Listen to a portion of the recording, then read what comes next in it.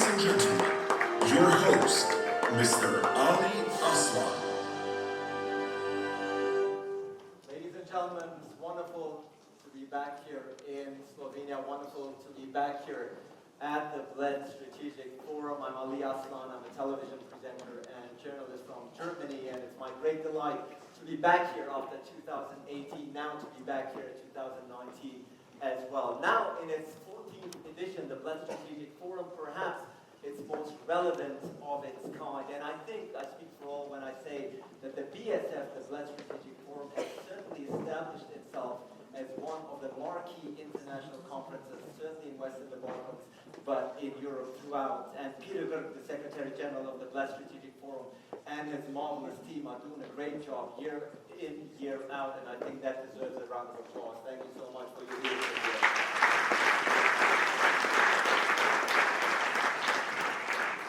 Ladies and gentlemen, as you can see, everything is set up for the very first session that we're going to kick off now. Here, 48 hours in 2 days, we will discuss many, many pertinent issues. The President has touched upon many of them, and now we're going to kick it off with one of the highlights of this year's Bled Strategic Forum, namely conversation with presidents. And I'm delighted to have two European leaders here who just yesterday were together in Poland to mark a very somber occasion, of course, the 80th anniversary of the start of World War II. I'm sure they came away with many strong and deep impressions. Delighted to hear from them and welcome them on stage. Delighted here at the Bled Strategic Forum to see and welcome the President of Estonia. Ladies and gentlemen, please welcome President Kersti Kaljulaid.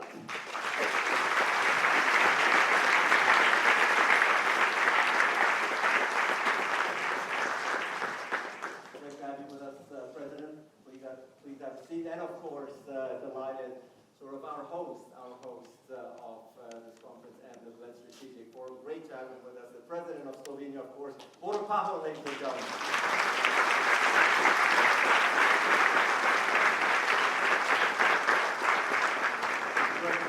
Great to have you with me, fresh from Poland, fresh from the impressions that you brought with us. And of course, we are going to start the Bled Strategic Forum not with a light topic, quite on the contrary. The future of Europe. The future of Europe is what we're going to talk about within the next 45 minutes with many, many pertinent, very interesting and current issues. But before we do, Mr. President, I would invite you up on stage for a 5-minute initial remark to kick off the session. The floor is yours.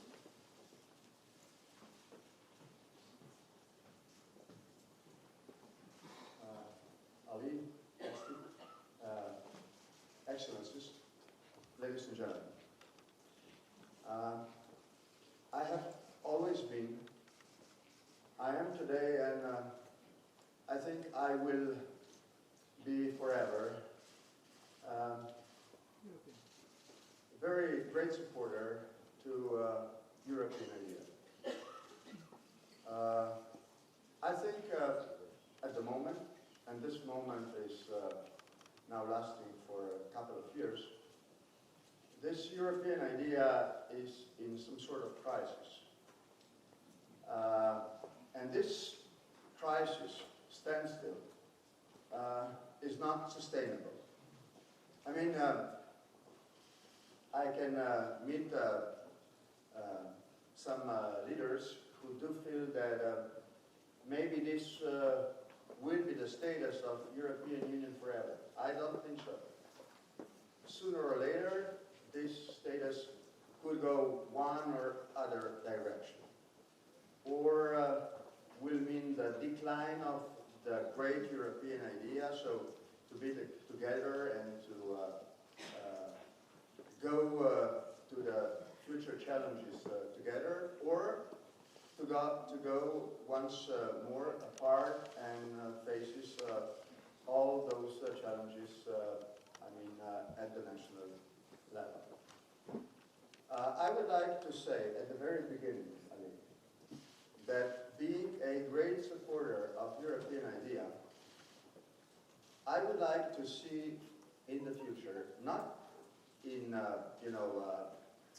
10 years, but maybe already in the terms in office of the new Commission, some sort of new constitutional process, some sort of new convention on the future of Europe. This is my idea for the beginning of this dialogue.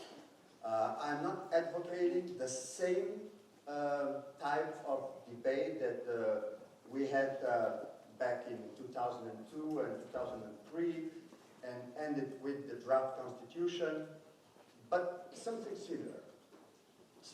From the podium here at that strategic forum, I would appeal to everybody in new commission and all leaders across Europe to think about some sort of new convention on the future of Europe, and maybe, just maybe, I would be very strong in favor some sort of new constitutional process. Now, let me be very clear on one thing. I know that at the beginning of the work of European Commission, Ursula and others could not focus right at the beginning on the strategic issue of future of Europe itself. Before that, I think we have to solve two issues. Brexit, number one, and illegal migration, issue number two.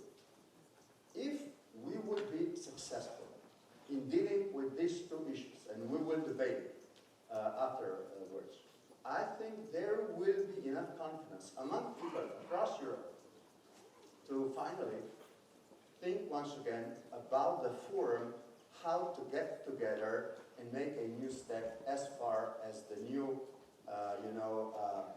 or different or better, more efficient European Union will be tomorrow, to be efficient, inside and outside in world affairs. So with this wish of mine, I would like to conclude this introductory statement. Thank you.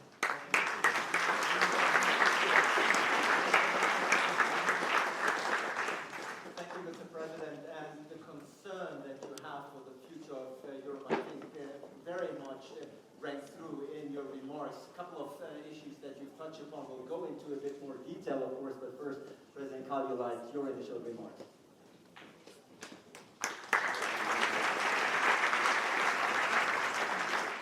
Excellencies, friends, brothers and sisters, far too often, to my taste, I hear this question: is our union useful? Where do we go with our union? Why is our union inefficient, ineffective? Why doesn't our union decide quicker? And looking for the answer is actually like searching for your glasses. They are normally right under your nose, in fact. Try to imagine we didn't have a European Union. And let's say we try to do a European level project. Like, for example, let's take an example from the environment. In 90s, in Europe, rivers and lakes were polluted. Europe decided we need to have them clean. Now, if we didn't have a European Union, how would it go?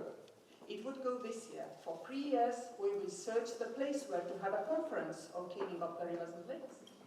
2 years, we'll set the agenda. 1 year, we'll come to the conclusions on how we will take the decisions. And the year after the event, we will discover there was no implementing force behind our decision. I think beside that, we don't have to discuss whether we need our union. Of course, for small countries, European Union is also a strong enhancer of our sovereignty, because all of our good ideas can be quickly leveraged through political and economic mechanisms of the European Union. But the underlying principle, European Union, is much more efficient and effective than an ad hoc alternative could ever be for our continent.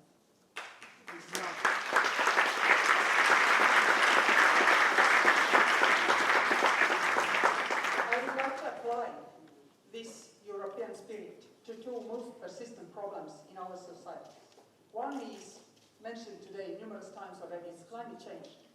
If this planet is to be saved, I don't see any other mechanism than the European Union, the richest and biggest common market, will come to a common decision to stop polluting. And by its decision, it will skew the market and force the private sector and the technologies and the markets to adapt to this decision of the political leadership. And by paying the cost for this adaptation, Europe will be able to develop technologies until they become profitable. And then the rest of the world will adapt them because of economic reasons. I don't see any other option. It rests on our European shoulders. And I'm proud to take this responsibility. The other example I want to bring, and that's my last point, is the common job market and European experience of working indifferently from where you come from and being a citizen of which country. Why this is an important element is that nowadays we see that when the industrial period ends, the new digital period of work, this is global. We work wherever, and we work in different states and continents at the same time, and we live wherever. Geography and job, they're not connected anymore. We in Europe have at least some experience on allowing portable pensions, portable healthcare. We are much more ready than any other rich economy or rich economic area to accept the challenge of becoming the safe dock for our global citizens, to provide for social market economy services for them wherever they find themselves. And this is vital, because with the technology cycle shortening, transformations like from agriculture to industry, from industry to IT, will come more often and more often in the future. Europe is the best place to tackle that. That's my case for the Europe. Thank you for listening.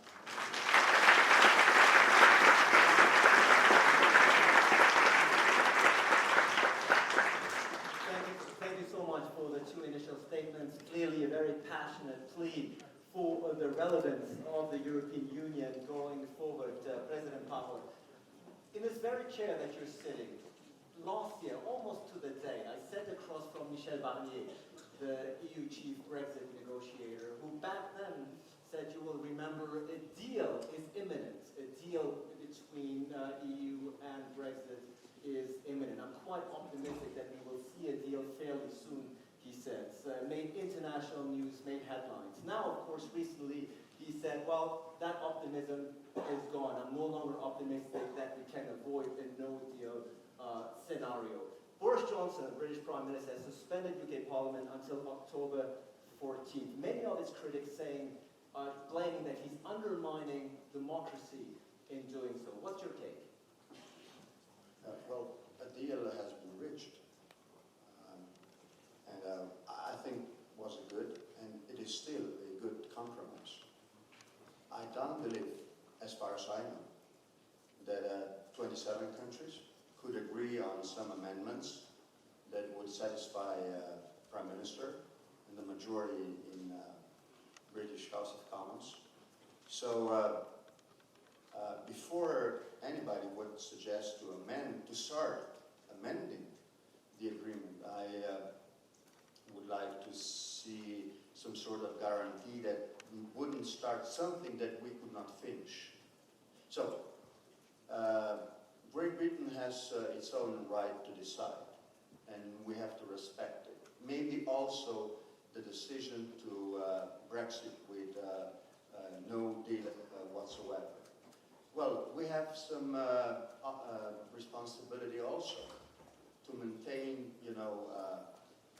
some sort of strong coalition of 27 countries, not to start debating something that we are not able to solve, and to take care about our interests. But the suspension of Parliament until October 14th I don't was want to unconventional. comment on their, decisions. It's their right to do so. I would like, at the end of the day, some sort of agreement, some sort of, deal which would, satisfy also the House. But as I said, at the moment, I cannot see a good alternative for example, Irish backstop. And until Taoiseach, the Ireland Prime Minister, would not say it is good, will not be good also for us. President Kaljulaid, we are set, the UK is set to leave the European Union by October 31st. Not much time left to reach a deal. Boris Johnson doesn't seem to be very much in favor of opening new chapters. Now, the move the move, I want to come back to this, because we are in Europe and we uphold laws and we uphold democracy, not just here on this continent, but all across. The move to suspend Parliament until October 14th, basically rendering Parliament useless and ineffective in dealing and debating this debate. How do you assess this? Is this not a danger to democracy within Europe?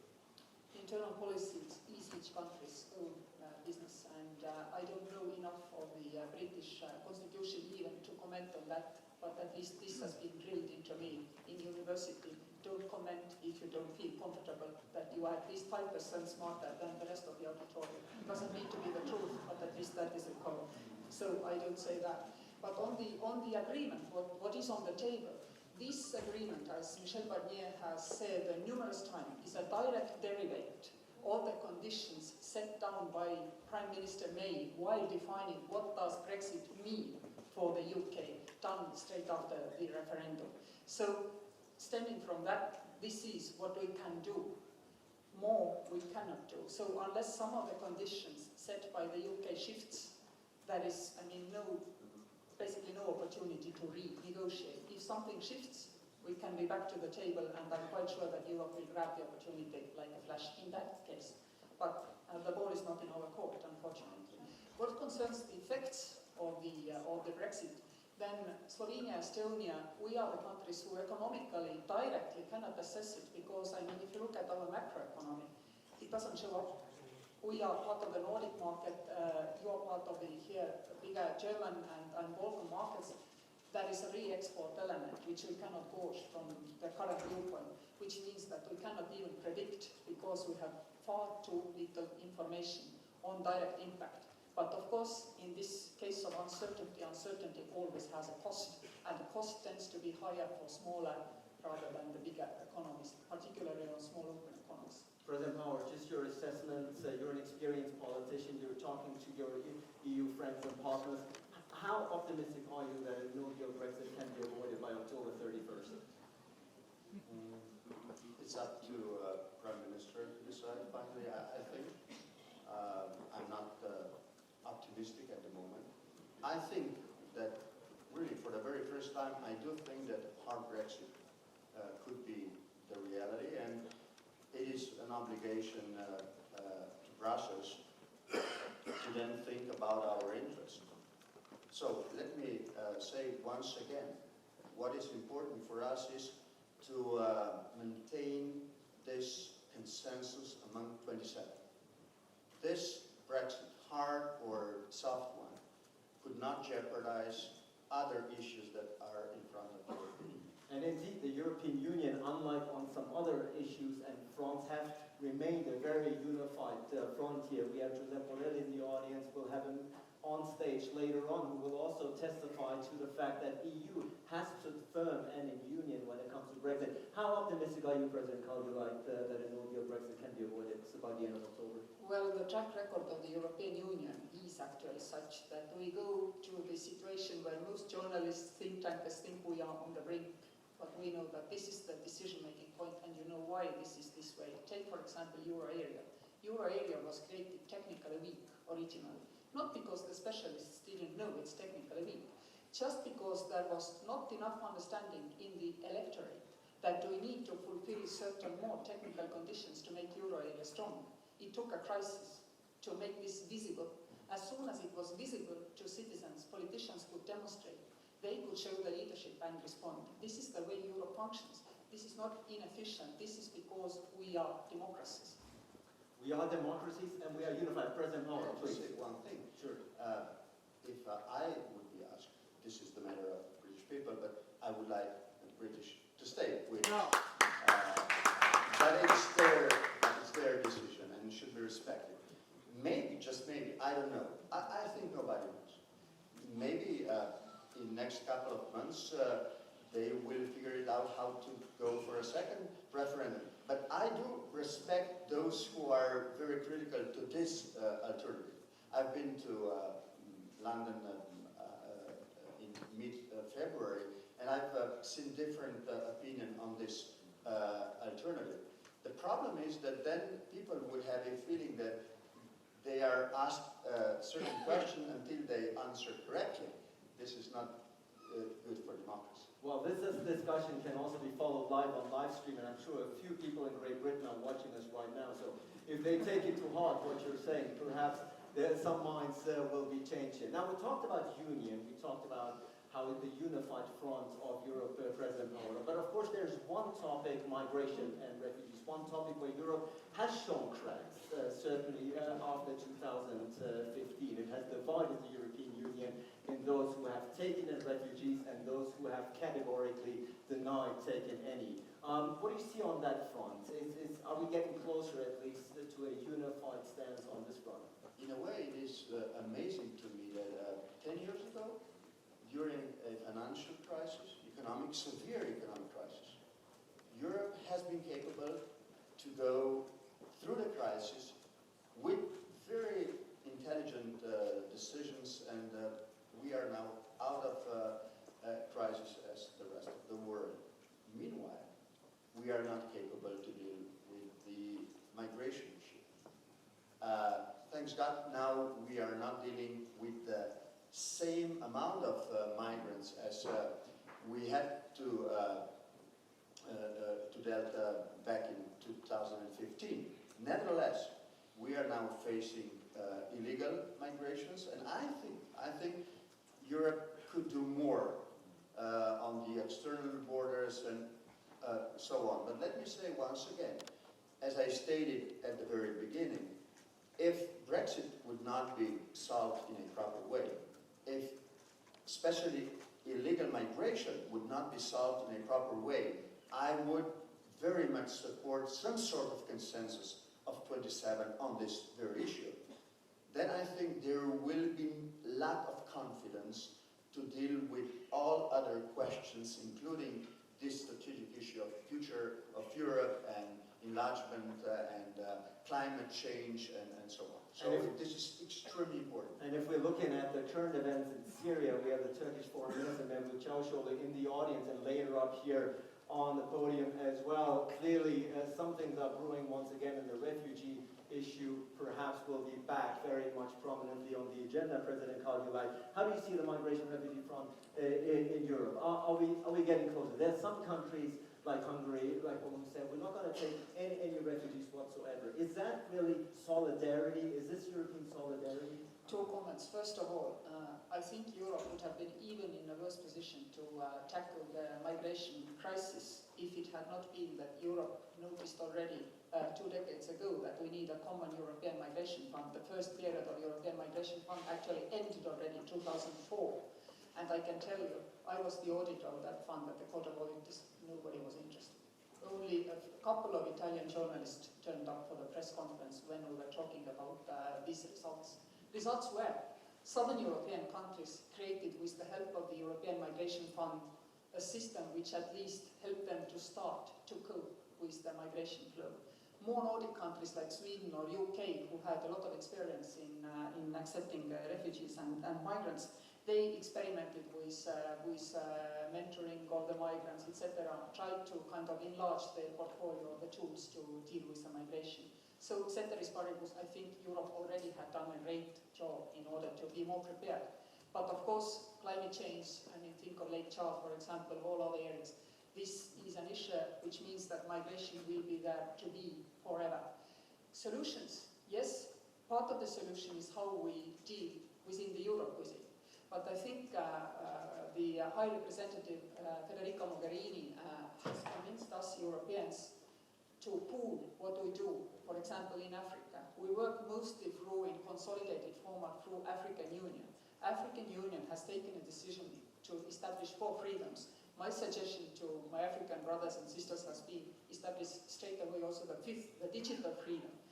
They will have free movement of people, which means that they will also be able to allocate workforce legally within the conceit that, I mean, Africa is developing itself. It is ready more than before to take it in their own hands to make sure that their people don't have to leave, but they can be allocated a better opportunity within the continent. Because I always get pretty angry when I talk about migration as a problem. I mean, it's somebody's brain drain. And all these people, they are people who are entrepreneurial. They are, I mean, probably more active than those who are left behind. I mean, we cannot allocate the jobs, their brains and their capacities would be able to give them back home. So never forget, never be insensitive. Our migration, their brain drain, let's work together on it. And we are doing a great job on it. Of course, I mean, always you need to do more and quicker, but let's not neglect what we're doing. And the cooperation between Europe and Africa here, of course, is indeed vital in bringing about the cooperation needed in order to avoid that brain drain and perhaps destabilize also the political atmosphere in Europe, President Pahorjem, because there's no denying that the Euro crisis, but certainly the refugee crisis in 2015 has done something to the political landscape in Europe. We see populist movements on the rise, populist parties on the rise. That is something that must concern you. This is good illustration of the lack of consensus back in Brussels. If there is no consensus on big issues, then 27 countries are pushed to search for their own solutions. So we should not just blame, some politicians to search for national exit from the crisis. This is, in a way, the product of insufficient Brussels politics. But that is why I'm saying, let us now put, heads together and rethink all the issue and try to get out some sort of consensus on burden sharing, because this is the issue. Here, Europe is split, and try to get some sort of solution that everybody would be quite satisfied with. That sounds great, but how? How do you do that? Well, How I do you think this force is politicians the who don't want to one of two most important domestic task of new European Commission. And I think Joseph is there. I hope you will do some great job there in the next couple of months. But I think this is one of your priorities at the beginning of your term now. So the first recommendation has already passed on to that. Please take good notes. Yes, very. He's right there, listening very intently to what the issue.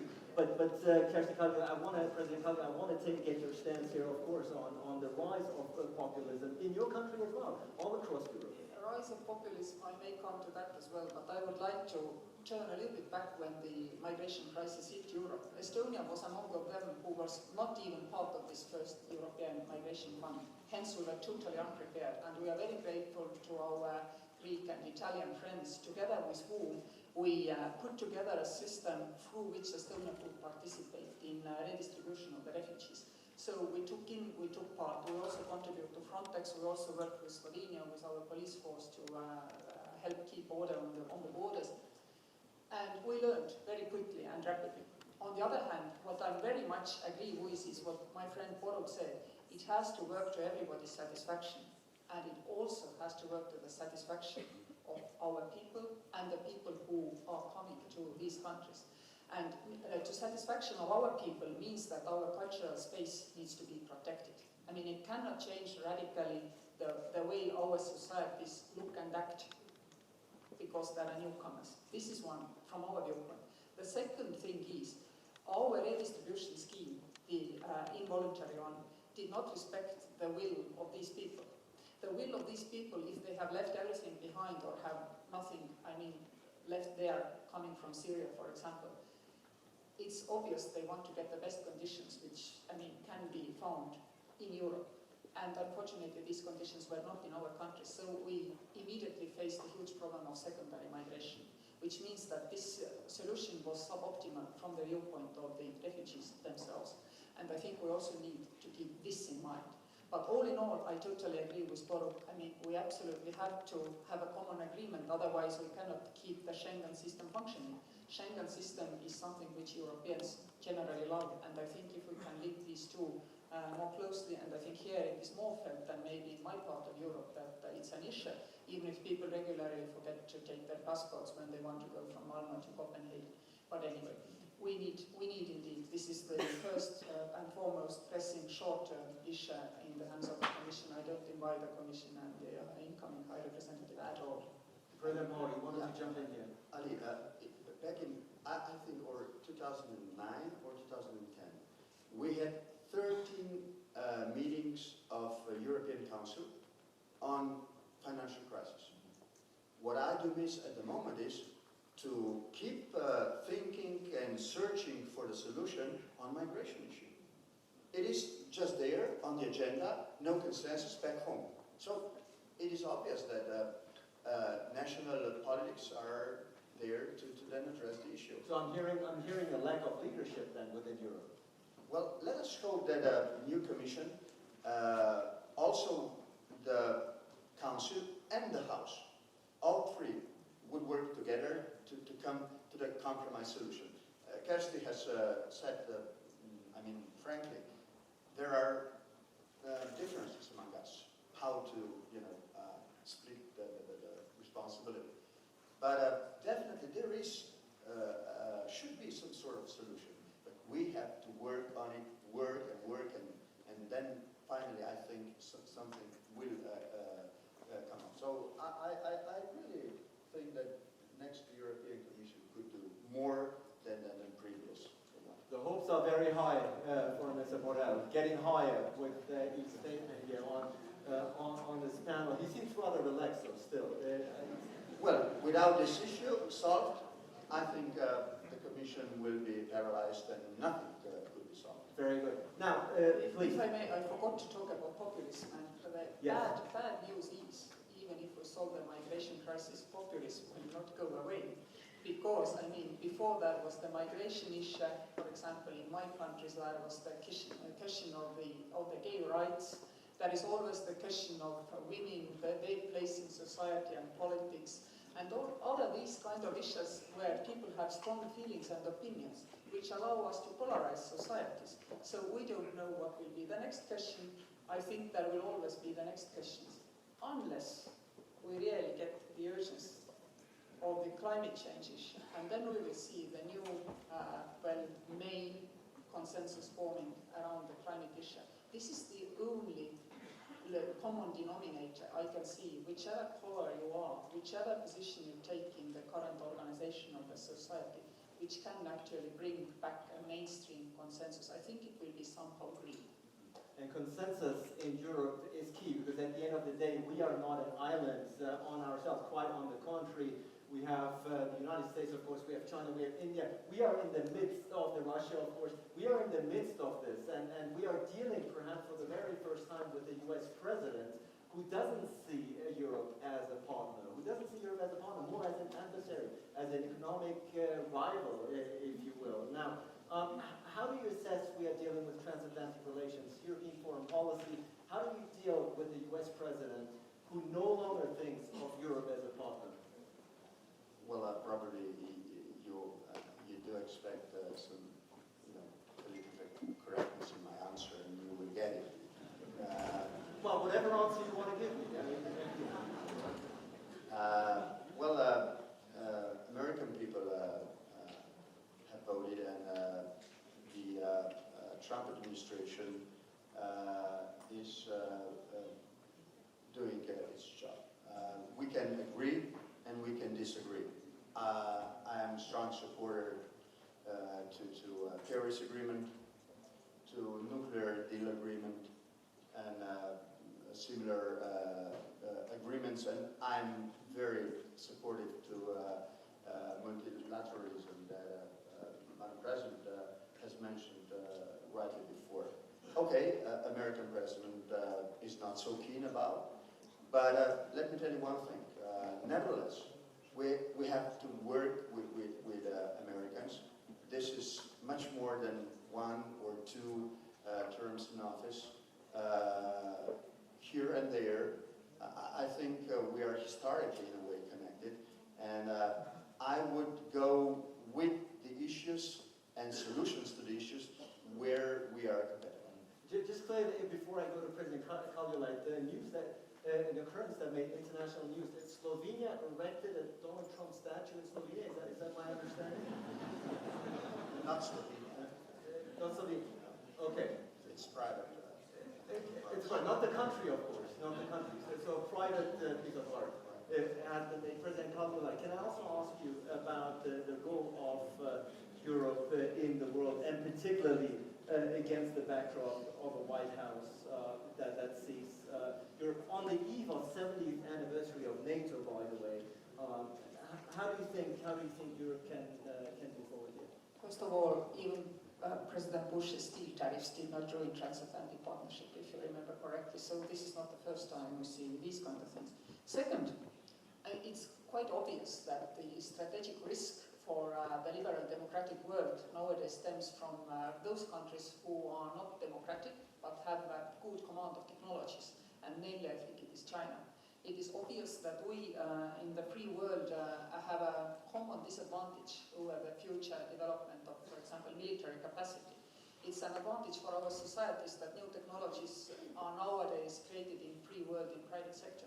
I mean, deep mind investors are as rich as most states, so they do quite a lot of independent development. This is new for free societies. When nuclear weapons were developed, we always knew who was developing what, and somewhere where rockets were developed, we knew who was developing them and who will succeed. In free world, we don't nowadays know who will create the best narrow AI or even singularity. We don't know, we haven't even agreed how we will control and monitor, for example, if somebody really manages to create singularity. We don't have a mechanism in place. But China controls technology development. We must consciously, commonly overcome it. And here our interests are totally aligned with Europe and with the United States to keep our liberal democratic world alive, even if I mean strategic risks are elsewhere, not in Europe, which might explain some feeling and understanding that Europe matters less. In fact, we still do matter to each other. It's just different relationship. You mentioned China, the ongoings in the current events in Hong Kong, of course, are being closely watched all around the world. Would you wish that Europe would take a more assertive stance here in terms of projecting its values? Yes, always you wish we could do more. In case of Ukraine and Georgia, I also wish we could do more. Fact is, we will do what the common political consensus allows us to do. But it's not worthless. May I remind you that 40 years ago, Estonia, Latvia and Lithuania, 45 citizens of these countries, sent out a letter which became known as Baltic Memorandum. We sent it out, it was only a single letter, only 45 people dared to sign it, but it sparked a new discussion in the free world. In the European Parliament, it was Ottoman Habsburg who at the second try managed to pass a resolution calling for the referendum for independence in the Baltic states. In US, the year 83 was declared the Baltic year and really celebrated, which means that when the Soviet Union reached the point where it basically broke up because of, the unsustainability of the communist model, then the world was ready to embrace and accept our re-independence and to work with us and help. So every small step we do, however small it seems in the face of the challenges, might be the decisive step for the future. We don't know it. I know diplomacy is painfully slow and we'd like to make the world the perfect place, but this is how things are. The reality for it. I wanted to agree with Kersti. Let me say one more word on trade wars. I think this could lead us to a global recession. I think this is a good moment for everybody to think how to limit this danger. Maybe German recession at the moment is just technical one. Maybe the slowdown of world economy is just ups and downs, but could be also a direct product of trade war. So let us be reasonable and do utmost to get to the solution. Now, we are very critical sometimes to those who are not so much in favor of multilateralism, but we have to acknowledge, and Madam President said it in her speech, we also, who are advocating multilateralism, we have to do more to go with the time, to reform institutions and relations, not just to blame those who are against them, and it's our responsibility too. I think we should acknowledge. And multilateralism, of course, is going to be the topic in the panel that will succeed. this conversation. We're almost running out of time, but President Pahor, I want to ask you, of course, we are in Slovenia. I want to talk to you about EU enlargement, possible enlargement. We are in Slovenia, of course. There are many countries in the Western Balkans who would aspire to follow in your footsteps. You joined the European Union in 2004.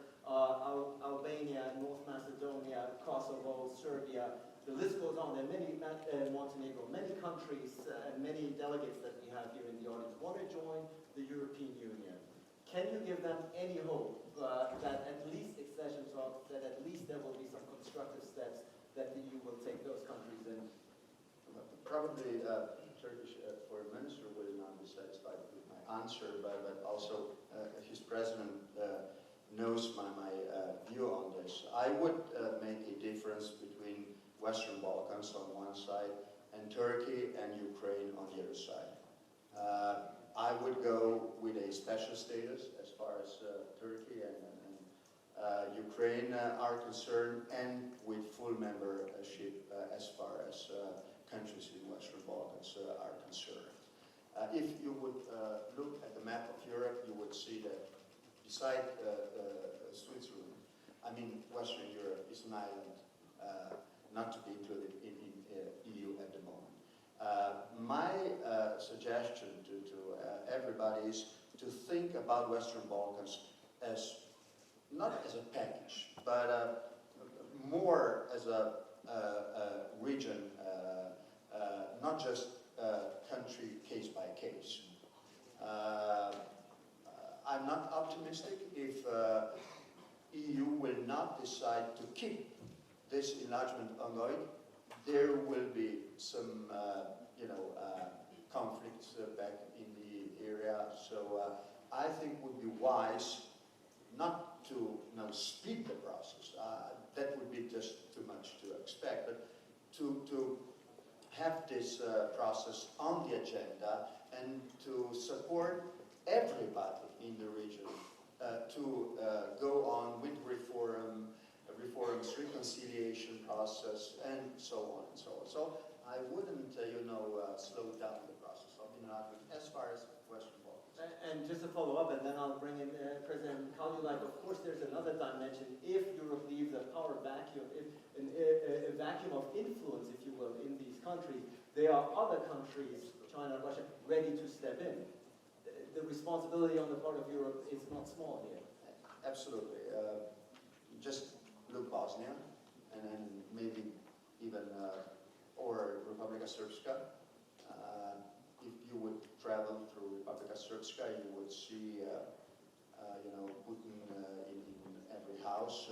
It is crystal clear that the leverage that Russia would like to have in Western Balkans is huge. It's there. So we would like to invite our American friends not to go out and European Union to stay in. President Kaljulaid, EU enlargement, what steps do you think ought to be taken? What steps do you think realistically will be taken? As a member of 2004 class, it would be immoral if I said we close the bus doors and drive away. We'd never do that in Estonia. Absolutely never. So we support continuous enlargement. Strong conditionality, by the way, and we'd really like to remind that there are other countries than Balkan countries who are looking to Europe and asking, can we one day have a chance? Think of Georgia. Think of Georgia. Georgia, similarly to Western Balkan countries, has had its fluctuations in how we develop the rule of law, democracy, or media freedom is, and sometimes situation looks more hopeful, sometimes it looks less hopeful. But I think we cannot close the door on them neither. And the main reason I think it's extremely important for all of us not to close the door on them is that they're partially occupied. And this is not even totally frozen conflict. There are some perturbations right now in South Ossetia, which are ongoing.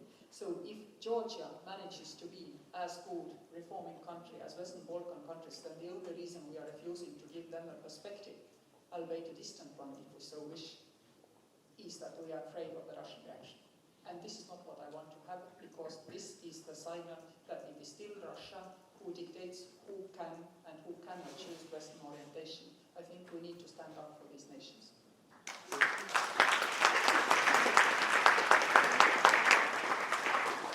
President Kaljulaid, we're almost out of enough time. You started this session with a very passionate plea on behalf of the European Union, these 500 million people and the 28, probably soon to become 27 nation bloc. How optimistic are you that Europe, you were just in Poland yesterday, as we said, you marked the 80th anniversary of the start of World War II. Have we learned the lesson? Will Europe going forward still be a force for good, a strong, vibrant player on the international scene? If you ask European Union, then my answer is definitely yes. If you ask Europe in a wider term, then I missed one president yesterday. President Steinmeier was there, humbly offering his apologies to Polish nation. I would have really liked to see my own eastern neighbor there as well, talking a little bit about how they see the past and the Soviet role in Baltic occupation, in Gulag, and all these lives who were lost at this time. So Europe in a wider picture, no, we still have a situation where there is a country who doesn't respect the rule of law in international sea and who prefers power to the sovereignty and right to choose for everybody. And this is a situation we need to pay attention to and work with, not to despair. But this is partially also the reason why I feel that we have absolutely no other alternative than to stick together. President Pahor, the future of Europe, that's what we discussed in the past 45 minutes. Your final remarks, how optimistic are you about the future of this political entity and project? I am optimistic because there is no alternative. At least there is no good alternative who would, maintain peace and stability and predictability. But it's up to us, not just idea for itself. It's up to us to think and to search, elaborate on the future of this idea. I think the Europe is still the best place to live, and it's up to us to develop this idea that also our children and the children of their children will live in peace and stability. And we have, yes please. And indeed, we have many young leaders here in the audience who have listened intently and carefully to what the two European leaders had to say about the future of Europe. Ending on an optimistic note, let's hope we'll carry it that way. President of Estonia, Kersti Kaljulaid, and the President of Slovenije Borutom Pahorjem, thank you so much.